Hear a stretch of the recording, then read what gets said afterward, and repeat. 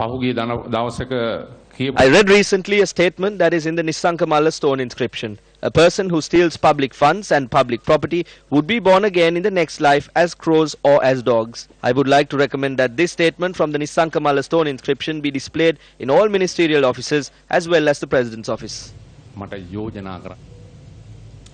Scams, deals, financial misappropriations, financial malpractices, these are nothing new to the Sri Lankan political sphere or to the general public of Sri Lanka. Now, according to Buddhism, although these people who loot valuable money out of our treasury will receive their retribution in the next life, their actions are making it extremely hard for the general public living today to make ends meet. Now, despite multiple revelations, exposés of these bonds, scams, deals, the number of cases to be investigated only seems to be on the rise. This time around, the Education Ministry has initiated a project to ensure all school students, and like all projects initiated by this government, it has been marred with anomalies. Chaturanga, first things first. Yes. How has the money been allocated for this project? Shalan, before we go there, Shalan, not only in Buddhism, every religion, no religion advocates for people to steal other people's money, especially public funds. And now we are coming to a point where education of this country provided to the students, the future of our nation, is in trouble. Let me take you with the numbers. Now, the value that has been allocated for this project is 2,700 million or 2.7 billion rupees. Like every project carried out by the Ministry of Education, the Ministry of Education makes an assumption that there are 4.5 million students receiving education in our country. 500 rupees has been allocated to each student. Before we go to the problems in all of this, I'll just take you through the numbers. 2,700 simple maths would show us that not 500 rupees, but 600 rupees will be allocated for each student. There is a mistake there itself. 100 rupees more to each student. And Shalan, contradictory to the assumption made by the Ministry of Education that there are 4.5 million students in the country, there are only 4.2 to 4.3 million students in the country. So there is an increase, 0.2 million increase in the number of students as per the assumption, and there is a 100 rupee increase in the value that is allocated for the students as well. That is where the problem starts.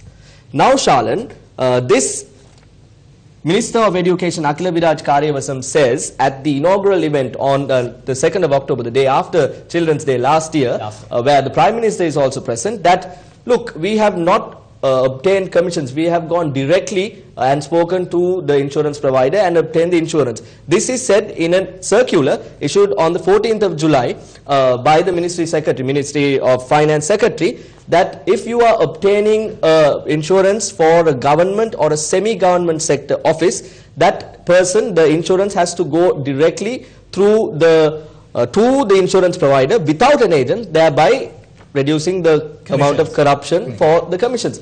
Now the minister says this, and 9 months later he contradicts himself by saying, look, if I wanted, I could have earned a commission, and this is what you call commissions. And he says, we have decided to set up a fund with the commission money. Now, we are not talking a little amount of money here, Shalan. 2,700 million rupees. The commission would be around 20%, which would come up to about 540 million rupees. Was the fund set up? That is where the second problem lies, Shalan. Now, this is a picture of the fund being set up. Now, when was this done, Shalan? Last morning. As per the information we have, we know that the Secretary of the Ministry of Education has woken up last morning in haste, has told the clerk working under him to go home and figure out a way to bring milk rice into the ministry so that this event can be put up and ready so that this picture could have been taken. Now, does this fund exist is a problem. Why did the minister contradict himself 2nd of October last year? And day before yesterday when he spoke about this matter, why did he contradict himself? Where is this fund is the second problem we have, Charlotte. But now all this is being reported officially. Officially. All this has been reported officially. What about the fund? What about the Suraksha Insurance Fund for the next year? Has it already been set up? Interestingly, Shalan, we come to our next problem. Now, this, as I told you, this has been set up on the 2nd of October last year, which would mean that this 2nd of October of this year, this insurance scheme would end. Thereby, the Education Ministry has to go in and look for ways to find a new insurance provider. This is made evident to us by this paper notice advertisement posted by the Ministry of Education. Pasal lamun sandhavana saukya rakshana oppuwa suraksha. But this is one of the important questions, Chaturanga, will the cost be more for the next year? It will, Shalan. Why? I will tell you. Now, the first Suraksha insurance scheme, the one that is progressing now, only recognizes students from age 5 to age 19. 5 to 19. Now, this particular Suraksha insurance scheme, starting for the next year, where tenders have been called through this notice, includes children from age 5 to age 21. Age 21. Chaturanga, who will be schooling until the age of 21, Chaturanga? Maybe the politicians of the country, Shalan.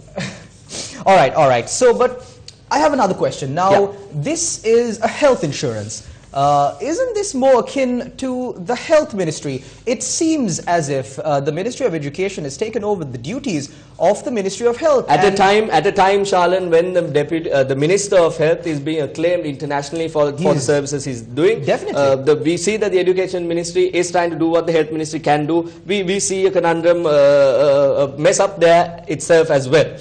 So now, out of the entire investment for this insurance scheme, 2.7 billion rupees to the 27,000 million rupees, how much has the school students benefited from this? You're asking all the right questions today, Shalan. Now, 2,700 is the amount that has been invested in this, 2,700 million, 2.7 billion rupees.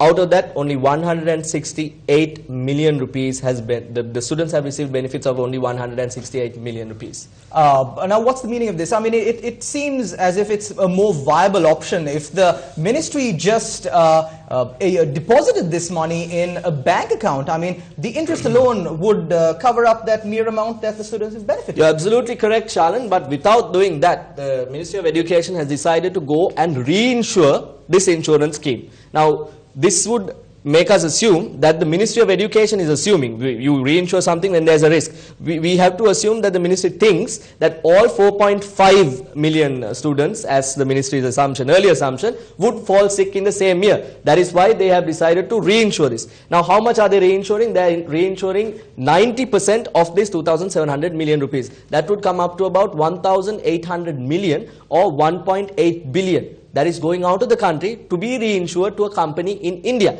What is the return, Shal? The return, as we showed you earlier, is 168. Now, there are 2 more months remaining until the 2nd of October. Let's assume that this value goes up to 200 million. What is the profit the Indian insurance provider is making? A question that our people can figure out. A lot of money is being made by the insurance reinsurer for this project because only a little amount is being received as benefits. Well, what more, Chaturanga, despite all of these anomalies, even the date put out for the notice for the reinsurer has been wrongly dated. And now the objective is to take the education of this country to the future. But turns out the only thing that the Education Ministry has been able to take to the future is the date for the notice.